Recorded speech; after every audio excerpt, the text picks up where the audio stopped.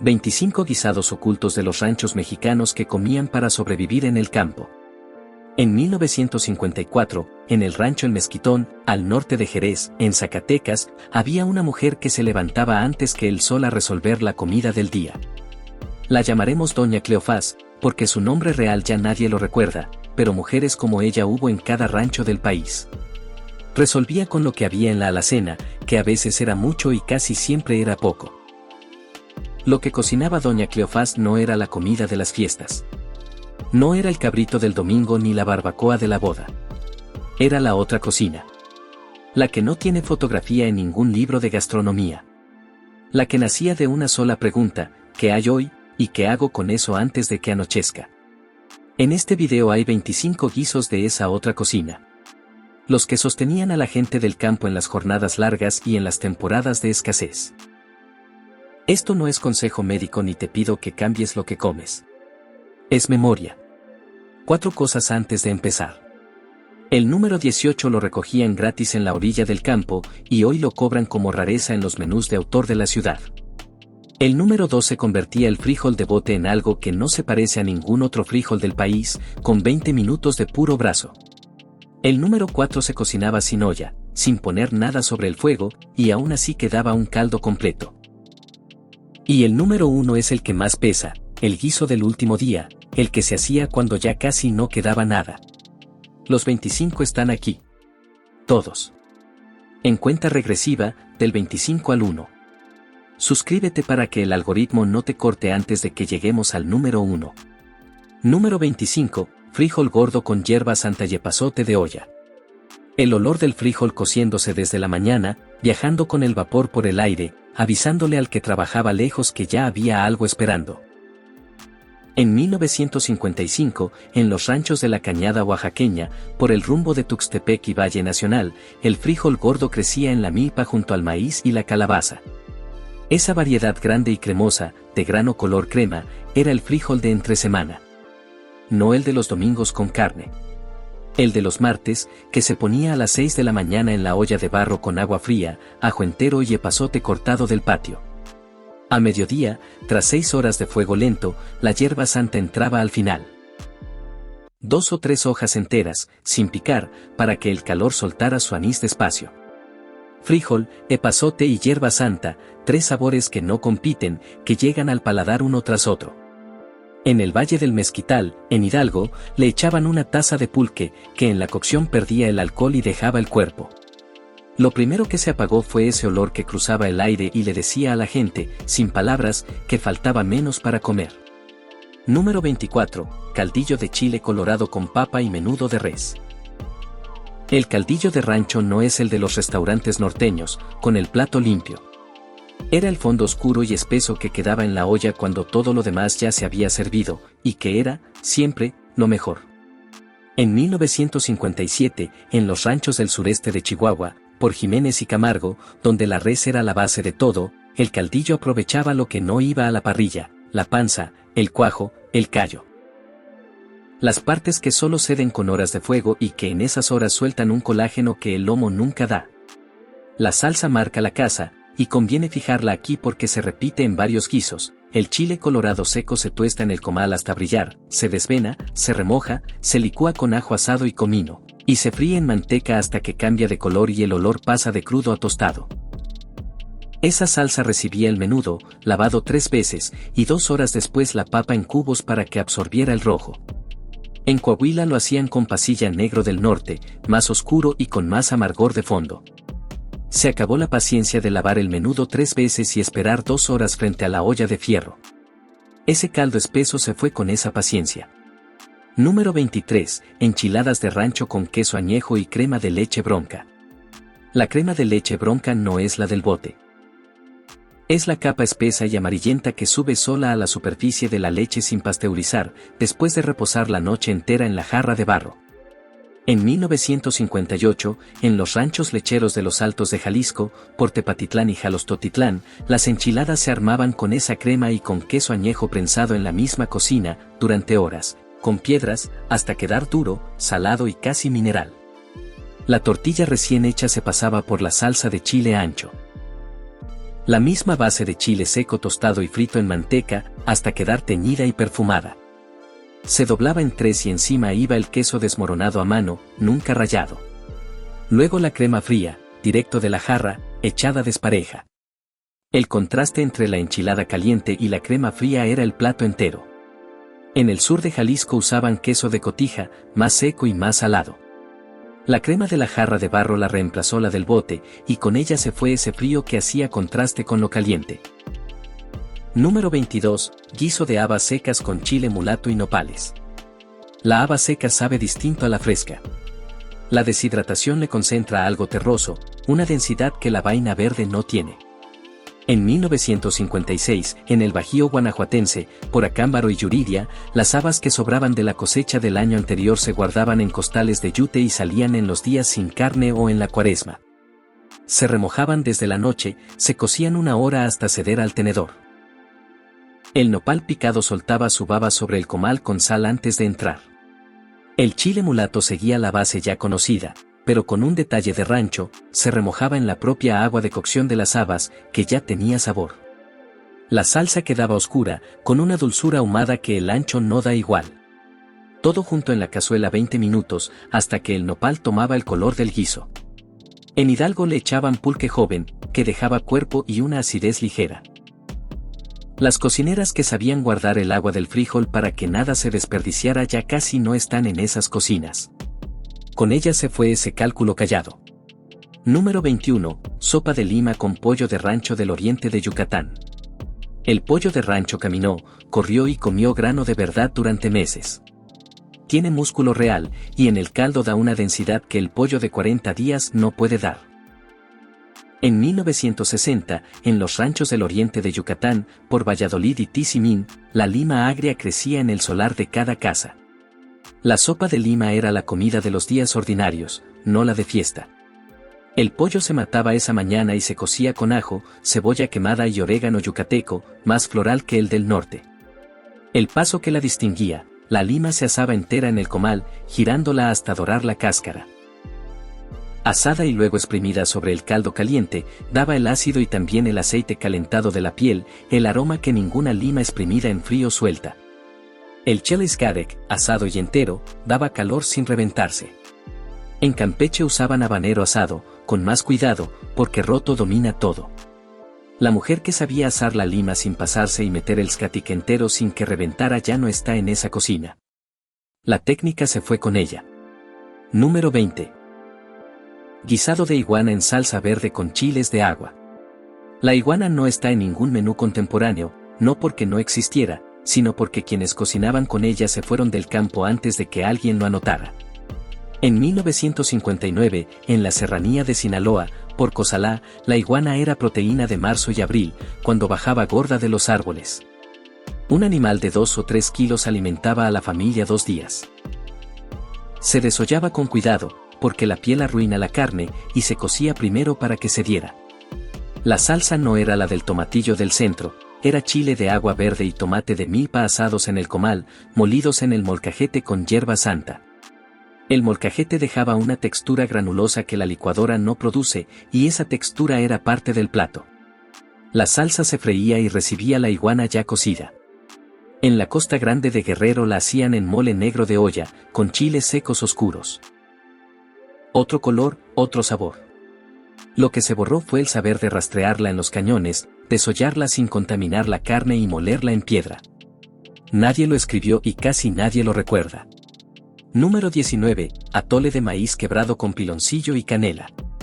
El maíz quebrado entre las piedras del metate pesaba poco y ocupaba poco. Con agua y fuego calentaba el cuerpo como ninguna tortilla fría en las noches de sierra. En 1961, en la sierra de Chihuahua y de Sonora, los vaqueros que hacían jornadas de días llevaban en el morral una bolsa de maíz quebrado, un cono de piloncillo y una astilla de canela. Esos 3, más fuego, eran la cena del campo. El maíz se echaba en agua fría desde el principio, sin esperar el hervor, para que espesara despacio. El piloncillo se rayaba encima mientras cocía. 40 minutos de cuchara de madera en círculos amplios, sin parar, porque el maíz quebrado se pega en el fondo antes que cualquier cosa y lo pegado amarga todo. Quien lo dejaba quieto una vez, tiraba la olla, y ya no lo dejaba quieto nunca. En la Sierra de Durango le molían cacao tostado grueso, no chocolate de tableta, para un amargor que el frío pedía. Ese atole se tomaba de pie, junto al fuego, en laderas que ya no tienen rancho habitado. Número 18. Guiso de quelites con chile pasilla y huevo de rancho. Los quelites son la categoría más grande y más ignorada de la cocina mexicana, decenas de plantas que crecen solas en los bordes del campo. Quien creció ahí las conoce, quien no, camina por el mismo sendero y no ve nada. En 1963, en la Mixteca, por Guajuapan de León, donde el suelo árido hacía del quelite lo más fresco disponible, este guiso era la comida de los meses de escasez. Quintoniles o verdolagas, lo que hubiera, se recogían al amanecer con el sereno todavía encima y se picaban gruesos. El pasilla seguía la base ya conocida, molido en molcajete con esa textura rugosa que da cuerpo sin espesante. Sobre la salsa entraban los quelites 2 minutos, y luego el huevo de rancho batido, de yema oscura y firme. En 2 minutos, listo. En Puebla le sumaban flor de calabaza en temporada. Hoy el quintonil aparece en menús de degustación a precios que ningún ranchero de la Mixteca habría imaginado. Antes lo recogías gratis en el borde del campo. Esa es toda la distancia que recorrió. Hay una pregunta que casi nadie hace, y vale la pena hacerla a mitad de la lista.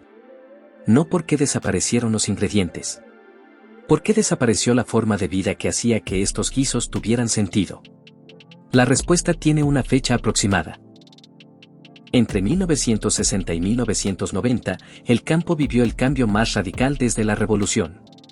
Llegó la promesa de que el tractor era mejor que el arado, el fertilizante mejor que el abono, la tienda mejor que la despensa del rancho. Cada promesa tenía algo de cierto. Juntas produjeron un resultado que nadie calculó, el pequeño rancho de subsistencia dejó de ser viable. El rancho que daba maíz, frijol, quelites, leche y huevo no podía competir con los precios de afuera. Las familias que se quedaron se endeudaron. Las que se fueron a la ciudad perdieron el conocimiento, pero encontraron un trabajo que pagaba en efectivo. Si tu familia salió del rancho en esos años, esa decisión no fue una traición a nada. Fue la respuesta razonable a algo que ya no se sostenía. Lo que se perdió no fue culpa de nadie que estuvo ahí. Suscríbete para que esto no se pierda del todo. No por el canal, por la abuela que lo cocinaba. Número 17. Oca con chícharos y chile serrano de la Sierra de Songolica. La oca es un tubérculo pequeño, de colores que van del amarillo al morado, con un sabor entre agrio y dulce que cambia según los días que pase al sol. En 1958, en la Sierra de Songolica, en Veracruz, por el rumbo de Tequila, la oca crecía en las parcelas frías de niebla como cultivo secundario junto al maíz de altura. Este guiso era de diciembre y enero, cuando la cosecha entraba y el chícharo estaba en temporada. La oca recién cosechada se asoleaba 3 días, porque el sol convierte parte de su ácido en azúcar y la endulza. Luego se pelaba, se cortaba en rodajas y se doraba en manteca para sellarla y que no se deshiciera. Entraban los chícharos desgranados a mano, el serrano en rajas sin desvenar y un poco de caldo. Tapado, 15 minutos. El almidón de la oca espesaba el caldo solo. La oca casi desapareció de estas parcelas cuando los apoyos agrícolas priorizaron cultivos comerciales y dejó de sembrarse. Hoy la jarra de semilla criolla quedó en pocas manos. Cuando esas manos falten, faltará también el saber de asolearla justo lo necesario. Número 16. Tasajo en salsa de jitomate asado con chiles secos de Oaxaca. El tasajo de los ranchos no es el de hoy, transportado y refrigerado. Se colgaba en el patio del rancho mismo, al sol y al aire de los valles, en tiras que la familia cortaba de la res sacrificada esa mañana. En 1955, en los valles centrales de Oaxaca, por Tlacolula y Mitla, cuando el tasajo llegaba a su punto, duro por fuera, con algo de humedad por dentro, no iba a la parrilla. Iba a la cazuela, en un guiso que lo reblandecía hasta volverlo otra cosa. Se cortaba con tijeras, porque el cuchillo no muerde una carne tan seca, y se remojaba para rehidratarlo. El jitomate se asaba en la llama hasta ennegrecer, y entraba a la base de chile pasilla oaxaqueño ya conocida. El tasajo cocía 30 minutos lentos, absorbiendo la salsa mientras soltaba sus jugos. En la Sierra de Juárez lo secaban con más sal y chile de árbol frotado, más picoso, para el frío. Se acabó el patio del rancho con las tiras colgadas al aire y el jitomate ennegrecido en la llama de leña, que ninguna estufa de gas reproduce igual. Número 15. Pozole blanco de rancho con cabeza de res. La cabeza de res, cocida 5 o 6 horas, da un caldo de una densidad que ningún otro corte alcanza. El colágeno de los huesos del cráneo y la médula se disuelven y lo vuelven espeso desde el primer sorbo. En 1957, en el oeste de Jalisco, por Ameca y Etzatlán, este era el pozole del día después de la matanza. Cuando ya se había aprovechado todo lo visible del animal, quedaba la cabeza, y la cabeza iba a la olla más grande de la casa. Entera, cubierta de agua fría, con ajo, cebolla quemada y orégano. Se espumaba al principio, luego fuego bajo, 4 horas sin vigilar. El maíz cacahuacintle, abierto en flor con cal, se juntaba al final. La carne se desprendía sola de los huesos y se deshebraba al plato. En la sierra de Nayarit, los huicholes lo hacían con venado, con una dimensión ceremonial ligada al ciclo agrícola. Lo que se fue el ritual de la mesa. Cada quien armando su plato con orégano, rábano y limón, a su gusto, sin prisa. Eso ya no cabe entre una pantalla y la siguiente. Número 14. Chile atole ranchero con elote tierno y chile verde. El chile atole del rancho no tenía proporciones anotadas. Estaban en la mano que echaba la masa y en el ojo que juzgaba el espesor del caldo. En 1960, en la Sierra Norte de Puebla, por Huauchinango, el elote tierno de temporal llegaba en agosto y septiembre, justo cuando el chile verde de agua estaba en el huerto. Era la comida de mediodía de los días de cosecha, algo que llenara rápido y devolviera a la gente al campo con fuerza. El grano se raspaba del olote con su líquido lechoso y se molía en el metate hasta una masa gruesa. Esa masa, disuelta en agua fría, se echaba en hilo fino al caldo hirviendo, moviendo sin parar para que no hiciera bolas. El chile en rajas y el epazote entraban después. Espeso, perfumado, con el dulce del elote y el picor del chile. En Papantla, Veracruz, le ponían camarón seco rehidratado, una dimensión marina sobre el dulce del maíz. El elote de temporal que llega exactamente en agosto no lo tiene el autoservicio en ese punto justo.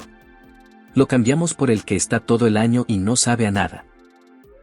Número 13. Guiso de conejo de monte con chile ancho y verduras de temporada.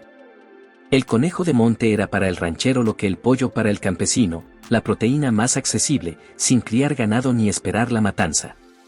Quien sabía poner trampas tenía carne fresca cuando la necesitaba. En 1959, en el altiplano potosino, por Villa de Reyes y Charcas, el conejo cola de algodón habitaba los matorrales de mezquite que hoy ya son campo de cultivo. Cuando la trampa funcionaba, el animal se limpiaba y se cocinaba ese día. Se cortaba en piezas y se doraba en la cazuela hasta sellar los jugos. La base de chile ancho, ya conocida, recibía las piezas, y con ellas las verduras que hubiera, ejote en julio, chayote en agosto, calabaza en septiembre, sin planear. 40 minutos de fuego bajo, porque la carne del animal que corrió de verdad necesita tiempo para ceder. En la Sierra de Querétaro, por Jalpan, lo hacían en mole de olla con chiles secos locales, más oscuro, más hondo. Lo que se perdió fue saber dónde poner la trampa y aceptar que la verdura del guiso era lo que diera el solar esa semana, no lo que dijera una receta. Esta cocina no aparece en ningún libro de gastronomía nacional. Ni en los estudios académicos, ni en los programas que rescatan la herencia culinaria, ni en los menús que cobran 400 pesos por plato. En ninguno. No aparece porque quienes documentaron la cocina mexicana en el siglo XX venían de la ciudad y buscaban la cocina de fiesta, la que se fotografía con dignidad, el mole de boda, la barbacoa de bautizo. Esa cocina existe y merece todo su registro. Pero debajo de ella había otra capa que nadie consideró interesante, el guiso de quelites con huevo, el frijol gordo de 6 horas, el conejo con la verdura que hubiera ese día. Esa cocina no era pobre. Era inteligente de otra manera. Era la inteligencia de quien no tiene tienda cerca y resuelve con lo que el monte, el solar y el corral dan ese día. Cuando la proteína del mediodía depende de si la trampa funcionó esa mañana, lo que se desarrolla no es pobreza. Es cálculo, memoria y oficio. Ese tipo de inteligencia no necesita que ninguna institución la valide. Necesita que alguien la nombre en voz alta antes de que la última persona que la practicó ya no pueda contarla. Número 12. Los frijoles maneados de Sonora. El frijol que no es entero ni es refrito, sino algo entre los dos, y que solo existe por 20 minutos de brazo sobre la olla. En 1956, en el Valle del Río Sonora, por Ures y Aconchi, el frijol bayo gordo se cocía desde agua fría con sal, ajo y manteca desde el principio. En Sonora la grasa entra al inicio, no al final. Cuando el caldo espesaba, empezaba lo que diferencia el plato, a fuego muy bajo, con cuchara de madera, se revolvía con fuerza, aplastando parte del grano contra el fondo. A eso le decían manear el frijol. 20 minutos sin parar. El almidón que soltaban los granos aplastados espesaba el caldo como ningún otro método, una crema con grano todavía presente. Se servía con queso añejo norteño encima, que se fundía a medias con el calor, y tortilla de harina para barrer el plato. Cerca de la sierra le añadían chile colorado del norte antes de manear, para que quedara repartido parejo. Esos 20 minutos de brazo no los aguanta ninguna licuadora, y casi nadie tiene ya la paciencia de sostenerlos. Número 11. Caldo tlalpeño de rancho con pollo de solar y chipotle seco. El caldo tlalpeño de restaurante mide y presenta. El de rancho no medía, resolvía. En 1961, en el norte del Estado de México, por Jilotepec y Polotitlán, el chipotle seco no era producto de especialidad, se hacía en el rancho, poniendo el jalapeño maduro sobre brasas de encino y dejándolo ahumar días. Este era el caldo del domingo que no era de descanso sino de jornada. El pollo de solar, ya de 8 o 10 meses, se cocía y se deshebraba en caliente, cuando las fibras se separan largas y ordenadas. Al caldo entraban el epazote, el garbanzo remojado desde la noche, que cocía en el caldo del pollo y absorbía su sabor, y el chipotle seco entero, sin romper, para que soltara humo y calor despacio. Ese chipotle de rancho sabe distinto al de lata, más seco, más concentrado en humo, sin el dulzor que el adobo le agrega. El chipotle ahumado sobre encino lo sustituyó la lata, y con la lata se fue el humo verdadero. El garbanzo que cocía dentro del caldo del pollo lo cambió el que entra a un caldo ya hecho, y no sabe igual. Número 10. Guiso de nopales con camarón seco y guajillo de Cuaresma. El camarón seco que llegaba al interior no venía en bolsa con etiqueta. Venía en costales de yute, cargado desde la costa por los comerciantes que recorrían las rutas al altiplano. La sal y el sol ya habían hecho el trabajo de conservarlo. En 1963, en el Valle del Mezquital de Hidalgo, por Huichapan y Zimapán, donde la Cuaresma se cumplía con rigor, este guiso resolvía el viernes sin carne sin que nadie se levantara con hambre. El camarón se remojaba desde la noche, cambiando el agua para quitar sal. Las cáscaras no se tiraban, servían para hacer un caldo. El guajillo, en vez de remojarse en agua, se remojaba en ese caldo de cáscaras, para que absorbiera el mar desde antes de molerse. El nopal soltaba su baba en el comal y entraba a la salsa con el camarón. 20 minutos. Hacia la costa veracruzana lo enriquecían con jitomate y más chile fresco. Lo que se fue ese cálculo de no tirar nada, usar el caldo de las cáscaras para remojar el chile, porque la restricción del viernes obligaba a inventar. Estas cocineras no tenían recetas escritas. Tenían las manos. Sabían que el caldo había espesado por cómo se pegaba a la cuchara, no por un reloj. Sabían qué hoja de la orilla del arroyo iba en la olla y cuál no, sin que nadie se los enseñara en un libro. Ese conocimiento no se guardó en ningún archivo. Vivía en una persona, y el día que esa persona se iba con ella. No quedaba copia. No quedaba respaldo. Quedaba, si acaso, el recuerdo de alguien que la vio cocinar de niño y que no preguntó lo suficiente porque entonces parecía que esa cocina iba a estar siempre. Por eso esto corre prisa. No se trata de copiar una receta de un video. Se trata de sentarse al lado de quien todavía la sabe, mientras todavía la sabe. De mirar las manos, no solo de anotar los ingredientes. Porque lo que hace al guiso no está en la lista. Está en el gesto, en el tiempo y en el ojo que decide. Quedan 13 guisos. Los que siguen son los que llegaron más lejos en esa lógica de resolver con casi nada. Número 9. Guiso de chivo en salsa borracha con pulque. La salsa borracha de los libros lleva pulque o cerveza. La de los ranchos del altiplano llevaba solo pulque, el de la propia tinaja de la casa, con ese olor ácido y animal del pulque fresco. En 1958, en el altiplano de Hidalgo y Tlaxcala, Porapan y Calpulalpan, donde el maguey crecía entre el maíz, este guiso resolvía el chivo viejo. El que ya no servía para reproducción y era demasiado duro para asarlo. La carne se marinaba desde la noche en pulque con ajo y orégano. El pulque ablandaba las fibras. Al día siguiente se doraba en manteca, y la marinada no se tiraba, era la base de la salsa, junto con chile pasilla tostado. Más pulque fresco para cubrir, y hora y media de fuego bajo. El alcohol se evaporaba, pero el cuerpo y el amargor suave del pulque fermentado quedaban en la salsa. Se barría el plato con pan de campo, porque dejar esa salsa habría sido una ofensa. La mujer que sabía cuando el pulque de la tinaja estaba en su punto para marinar ya no está. Ese punto exacto se fue con ella. Número 8. Guiso de flor de calabaza con epazote y elote tierno. La flor de calabaza tiene temporada. La que vende el autoservicio fuera de ella viene de invernadero, tiene el color, pero no el sabor de la que se corta la mañana misma en que se cocina. En 1962, en la región de Morelos, por Cuautla y Yautepec, la flor era el vegetal más abundante de agosto y septiembre, cuando la milpa estaba en su punto y daba más de lo que la familia consumía en fresco. Las flores se recogían antes del amanecer, todavía cerradas, con el rocío encima. Se les quitaba a mano el pistilo, que amarga, y se lavaban con suavidad porque el pétalo se rompe. El elote tierno se doraba primero en manteca para sacarle un sabor tostado, luego cebolla, luego poblano en rajas, y al final las flores, que cuecen en 2 minutos. El epazote entraba con el fuego ya apagado, para que el calor residual soltara su aroma sin marchitarlo. En Coatepec, Veracruz, le sumaban huitlacoche, el hongo del mismo maíz. Se acabó la flor recogida antes del amanecer, cerrada, con el rocío, y la paciencia de quitar el pistilo uno por uno. Número 7. Guiso de charales secos con morita y jitomate de milpa. Los charales son peces tan pequeños que en seco caben 30 en la palma. No tienen glamour.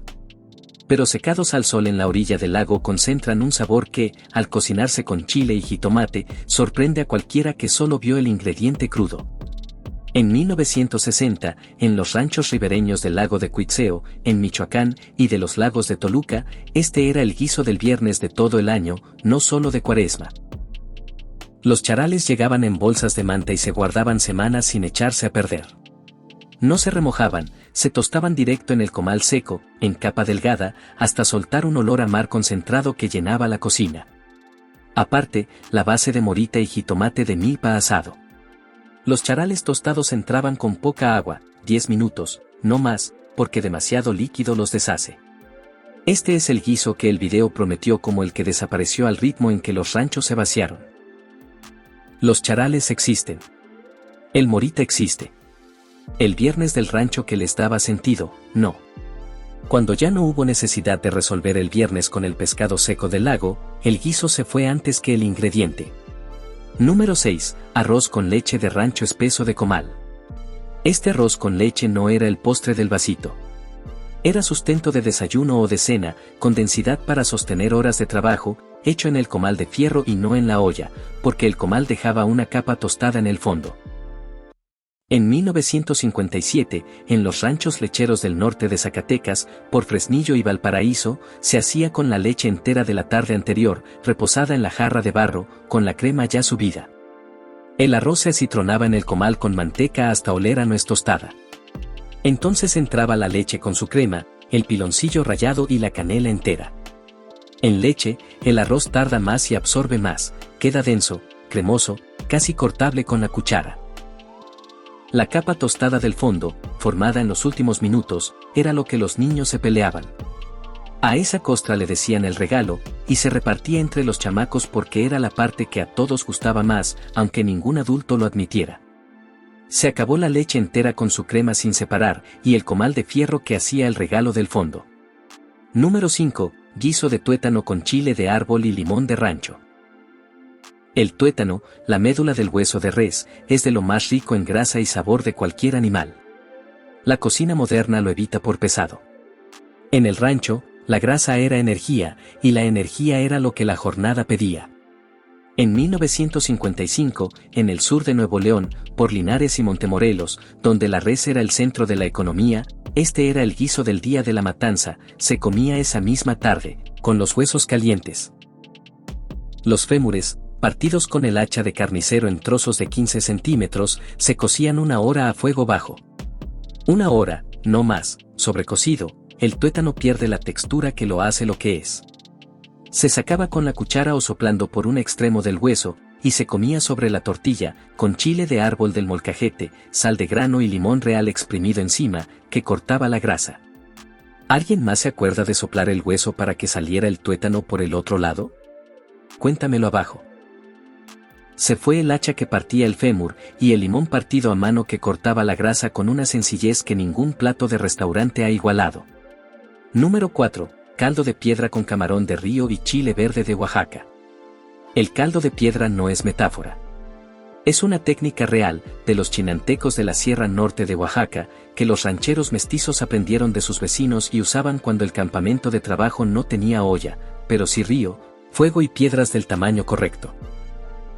En 1956, en las rancherías chinantecas, por Usila y Valle Nacional, el camarón de río habitaba los arroyos claros y fríos en cantidades que la deforestación después redujo. Las piedras se elegían lisas, del tamaño de un puño, sin grietas, y se calentaban sobre las brasas 20 minutos hasta el rojo vivo. En una jícara grande con agua fría del río iban el camarón, el chile verde asado, el tomate de milpa, la cebolla y la hierba santa. Luego, con pinzas de madera, las piedras al rojo se metían al agua. El agua hervía al instante. En 3 minutos había un caldo completo, sin haber puesto nada sobre el fuego. Saber qué piedra aguanta el calor sin reventar era conocimiento de territorio, transmitido de generación en generación. Se perdió ese saber de la piedra, y la técnica de cocinar sin olla, que solo tiene sentido cuando de verdad no hay olla y hay que resolver. Número 3. Sopa de médula de maíz con frijol negro y chile pasilla. La médula del olote, el corazón blanco y fibroso que queda cuando se desgrana la mazorca, no se busca en ningún mercado. No porque no exista, sino porque casi nadie sabe que se come. En 1954, en el istmo de Tehuantepec, por Juchitán e Ixtaltepec, donde el maíz era el centro de la parcela y nada de la planta se desperdiciaba, la médula del olote era el ingrediente de la sopa de los días de mayor escasez. Se raspaba con el cuchillo, en tiras largas, y se cocía 40 minutos en el caldo de frijol negro de olla. La médula soltaba sus almidones y espesaba el caldo con textura, sin aplastarlo como el refrito. El pasilla del molcajete entraba al final, 5 minutos, para el color y el aroma. Se servía en jícaras de barro con tortillas del comal. Este guiso no está en ningún libro ni en ningún menú. Existe en la memoria de quienes crecieron en el istmo en los 50 y que hoy lo recuerdan como la comida de los días difíciles. Se perdió, antes que nada, el saber de que la médula del olote se come y el gesto de rasparla cuando el frijol era lo único que quedaba. Número 2. Guiso de verdolagas con cerdo y chile verde de tomatillo. Las verdolagas crecen sin que nadie las siembre, en cualquier borde con humedad y sin veneno. Son suculentas, ligeramente ácidas, y con la grasa del cerdo y el ácido del tomatillo dan uno de los guisos más equilibrados del rancho. En 1959, en la región cañera de Morelos, por Tlaltizapán y Zacatepec, las verdolagas abundaban en los márgenes de los cañaverales en los meses de lluvia, justo cuando estaban más frescas. El espinazo de cerdo, hueso y poca carne pero el mejor caldo, se doraba en la cazuela. En esa grasa se freía la salsa verde de tomatillo crudo, serrano, ajo y cilantro, hasta que su verde brillante se opacaba, señal de que el ácido había cedido. La carne volvía con agua, 40 minutos, y en los últimos 10 entraban las verdolagas enteras, que soltaban su líquido y cambiaban el color y la densidad de todo. La verdolaga de supermercado, cultivada, es más grande y menos ácida, el resultado se parece, pero no es idéntico, y aquí la diferencia se nota. Se perdió la verdolaga silvestre del borde del cañaveral, que nadie sembró ni regó, y que llegaba sola cuando llegaba la lluvia. Empezamos esta lista con Doña Cleofás, en el rancho El Mezquitón de Jerez, levantándose antes que él sola resolver con lo que hubiera. El número 1 es el guiso que mejor la retrata. El que hacía cuando ya casi no quedaba nada. Número 1. El guiso del último día, caldo de frijol con tortilla vieja y lo que hubiera. El guiso del último día no tiene nombre. No lo necesita. Lo conoce cualquiera que haya vivido en un rancho, o que haya crecido junto a alguien que vivió en uno. En 1954, en el rancho El Mezquitón de Jerez, doña Cleofás llegaba al final de la semana con lo que quedaba en la alacena tras 5 días de gasto. A veces, algo de frijol en el fondo de la olla. A veces, tortillas duras de días anteriores. Un chile seco suelto en el cajón. Un hueso de res con algo de carne todavía pegada. El caldo de frijol se volvía a calentar. La tortilla dura se trozaba con las manos y se echaba al caldo para que espesara. El chile suelto se tostaba y se desmoronaba encima. El hueso entraba a soltar lo último que tenía. Si había un jitomate demasiado maduro para comerlo fresco, iba al comal y de ahí al caldo. Esa preparación resumía toda la filosofía de la cocina del rancho. No había nada que tirar. La tortilla dura era el espesante. El chile suelto, el sabor. El hueso, la proteína. Cada cosa encontraba su función. Este guiso desapareció primero al llegar a la ciudad. No porque faltaran los ingredientes, sino porque en la ciudad la tortilla dura se tira, el chile suelto se bota, el hueso se descarta. La lógica de no desperdiciar solo existe cuando desperdiciar tiene consecuencias. Y con esa lógica se fue la cocina que la producía. No de golpe. Una tortilla tirada a la vez. Hasta que un día nadie en la casa supo que esas cosas, juntas, podían ser un guiso. Y ese día, sin que nadie lo anunciara, el guiso del último día dejó de existir. Empezamos en 1954, con doña Cleofás saliendo a resolver con lo que había, que a veces era mucho y casi siempre era poco. Terminamos con el guiso del último día, el que hacía cuando la semana se lo había llevado casi todo. Entre esos dos momentos, 25 guisos que nadie fotografió y que nadie pensó que merecieran un lugar en ningún libro. Lo que viste no fue la historia de una cocina pobre que la modernidad superó. Fue la historia de una inteligencia distinta, construida por generaciones de vivir sin supermercado cerca, sin refrigerador, sin lista de compras. Una inteligencia que cocinaba con lo que el territorio daba ese día y con lo que la temporada ofrecía esa semana. Lo que se está perdiendo ahora no son estas 25 recetas. Las recetas se reconstruyen. Lo que se pierde es la lógica que las producía. Usar el caldo de las cáscaras para remojar el chile, no tirar el agua del frijol, dejar que la verdura del guiso dependa de la temporada y no del plan.